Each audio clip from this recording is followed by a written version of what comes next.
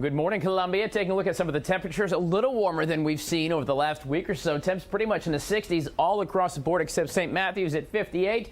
But other than that, we're looking good. Oh, Manning down there dropped down to 59 as well. Those temperatures are going to fluctuate just a bit before we go to the warming of the day, which is going to bring us to 85 degrees today. Yes, 85. Do look at your calendars. It is, in fact, October 18th.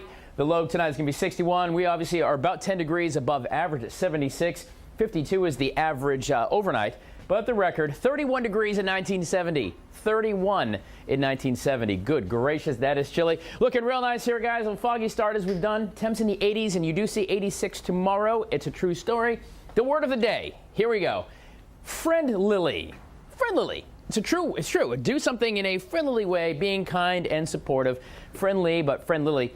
That is your word of the day. Ro, I want you to write that down in your little notebook, all right? I put it in my mental notebook because you're always friendly with me. Ha ha ha. Okay. Here's a look at some of the other stories that are making headlines across the country this morning. Vietnam now bracing for Typhoon Sarika as the death toll from the flood now up to 31 people.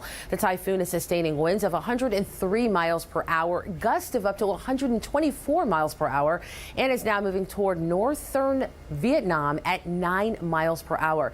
Now, the National Weather Forecast Center is predicting heavy rains tonight and tomorrow in the northeast part of the country. After nearly a week of rain, flood has submerged over 100,000 homes and have cut off highway and railroad connections. New Zealand says it's giving $1 million to meet the humanitarian need of those affected by the military campaign to liberate Mosul from the Islamic State group. Many residents of the city of 700,000 people are expected to flee. Iraqi Kurdish fighters have now launched an offensive with airstrike support from the U.S.-led coalition. Track star Tyson Gay says he believes his 15-year-old daughter Trinity was an innocent bystander when she was fatally shot early Sunday. The high school track standout was outside a restaurant when that gunfire broke out. Thousands joined her father at a candlelight vigil last night at a high school track in Lexington, Kentucky. 3 men have now been arrested in connection with that shooting. All right, switching to sports now. While Clemson looks ahead to their bye week, Carolina's fresh off theirs. And as the Tigers rest and Gamecocks return to the field, Greg Brzezowski catches you up on both in your Sports Minute to Win It.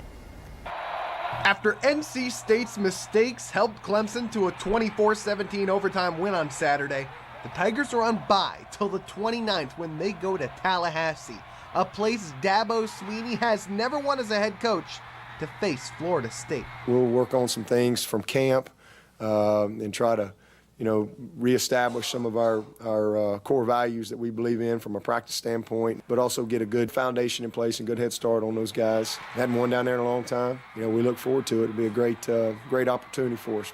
The Gamecocks are back on the grind off their bye week, but no word yet on who will start at quarterback against UMass. Will Muschamp says there's a plan in place. We'll hear more from Coach at his weekly press conference later today. Up in the NFL, Carolina's fresh off their 4th straight loss. In his 6th season as a head coach with the team, Ron Rivera was asked if this is his toughest challenge yet. Oh, yeah. It really is a big challenge, but more so than anything else, it's really about just taking it now one at a time. I know I talk about that all the time, but that's the truth of the matter. The easiest thing to do is quit. But shoot, we got 10 games to play. That's your Sports Minute to Win It. I'm Greg Brzezowski. All right, thanks, Greg. Well, still to come, Tin Man Trivia. The State Museum is inviting you to bring your Wizard of Oz knowledge for this fun-filled family competition. We'll tell you how you can get involved when we return. Stay with us for Live from Maine and the Red.